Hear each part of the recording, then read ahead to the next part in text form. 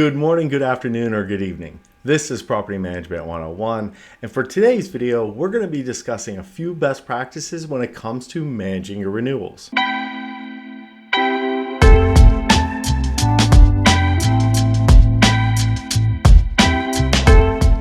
I've released a few other videos when it comes to renewal best practices. Now, two of them in particular are renewal offer letters and my pending renewals. Those two have a different focus than today's video. The renewal offer letter video is more focused of what you should be including when it comes to your offer letter for your renewals. And pending renewals is more about what to do as far as your outstanding renewals that haven't made a decision. I will post all my links to all my renewal videos in the description. And the first best practice when it comes to managing your renewals is you want to send out your renewal offer anywhere from 10 to 15 days before the required notice period. Depending on the required notice that is outlined in the residence lease, you want to send out all of your renewal offers to all of your residents anywhere between 10 to 15 days before they're required to give notice if they elect to not renew. So for example, if your residents are required to give a 60-day notice, then you want to send out your renewal offer anywhere between 70 and 75 days before their lease expiration date. What the data shows us is that often when a resident receives their renewal offer too early, let's say it's 90 plus days before their lease expiration date, they are less likely to renew and less likely to give proper notice.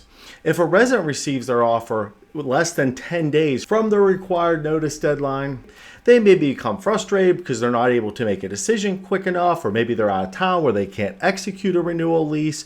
And then this is the last thing that's sticking in their mind when it comes to, should I renew here or not?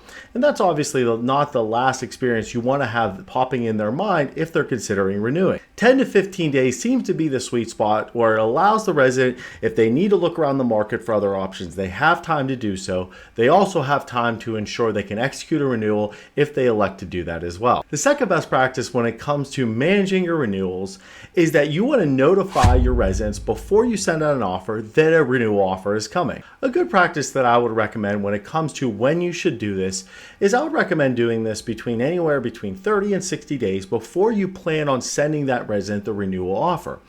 And all you're going to simply inform them is, hey, in the next 30 days, you're going to be receiving a renewal offer. If you do have any questions about this, feel free to let us know. Be on the lookout for this. And if you do know now that you're going to be giving notice and not renewing with us, and that is a certainty, then you can give your notice early, but please make sure you're deferring to your lease as far as how to give proper notice, or contact the office if you have any questions. Oftentimes, the goal with sending out renewal offers is to have the highest renewal conversion possible.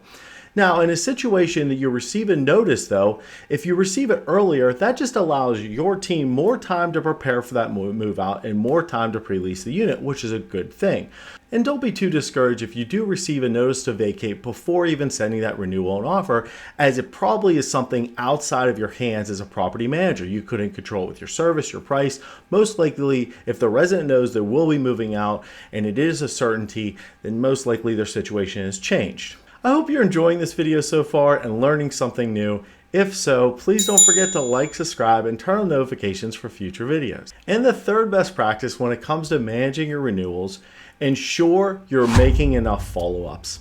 This is probably the biggest mistake I often see that property management companies and their employees fail to do, is follow up enough with any outstanding renewal. Even if a resident decides that they are not going to be renewing and they're going to be giving their notice to vacate, receiving this notice to vacate as early as possible is a good thing as far as your preparation and putting the asset in the best position possible to re-rent that unit quickly. If you think about it from this perspective, what would a leasing team rather have? A situation with more time that they can pre-lease a unit before it becomes vacant, or less time? Most leasing teams are going to want more time, as this will allow a greater range to allow more prospects to have the opportunity to potentially release the unit. This will put the asset in the best position to ensure there's the least amount of vacancy loss suffered on that unit as possible. As far as your maintenance team, by receiving a notice early, that maintenance team will have additional time as well to properly prepare for that move out as well. Maybe they have to order particular supplies that's unique to that unit or that floor plan or that unit type.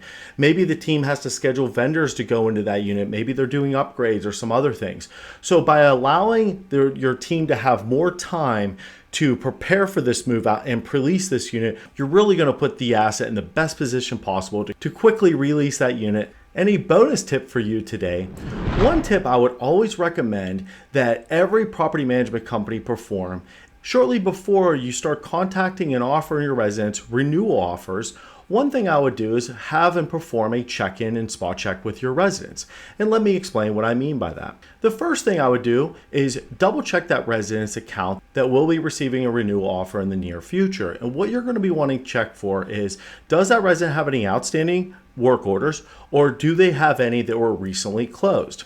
This will allow a good conversation point to check in with them and see how everything is going in their unit. In the event that they have not had any work orders recently completed or nothing pending, then you could simply follow up with them with a statement like this. Good afternoon, we're checking in to see how everything is going in your apartment and if you have any work orders that you would like me to enter on your behalf for you. This is a great way to ensure that if they do have something outstanding, it gets addressed before they receive a renewal offer. The last thing you want is they have a situation where something is broken or needs addressed in their unit and they are receiving a renewal offer at that same time. You want to make sure you're providing a high-level customer service, high-level standards of how you take care of the property. And the last thing you want to do is have a dynamic where they're thinking in their head, there's things and issues in my apartment while they're considering renewing. You want to make sure you're in a position to take care of those things. If you find out that one of the residents you're about to follow up with does have an outstanding work order, then one of the things I would do is check in with your maintenance team to see if there's an update for that work order.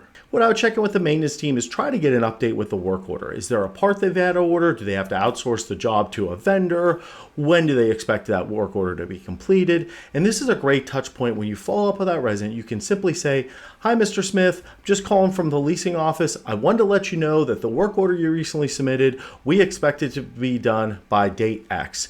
This will allow some good follow-up, some high-level customer service, and this is exactly what you want the resident to have shortly before receiving a renewal offer. If the resident has recently had a work order completed and it's marked off in the system, then what I would simply do is when you contact them, just simply say, hello, Mr. Smith, this is the leasing office. We're just checking in with you. I know you recently had a work order completed.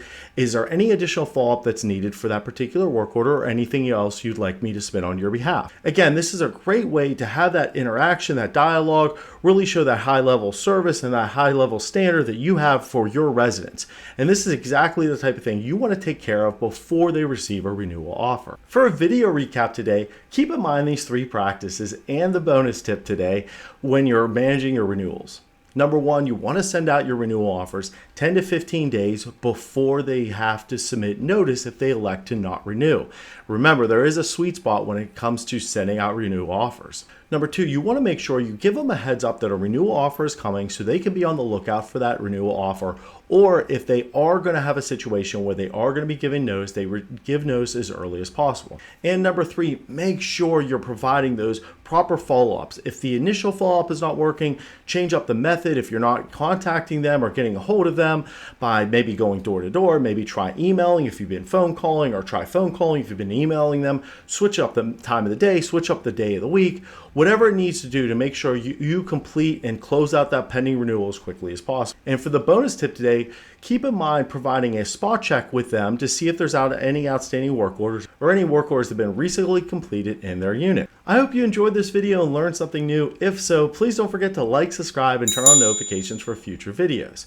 And if you haven't done so already, please watch my disclosure video as well as my why I do this video. If you have any questions about this video or any of my videos, feel free to leave a comment and I'll be happy to address it for you. And if you haven't connected to our LinkedIn or Instagram page, please consider as we post industry news, polls, and video releases. Happy leasing!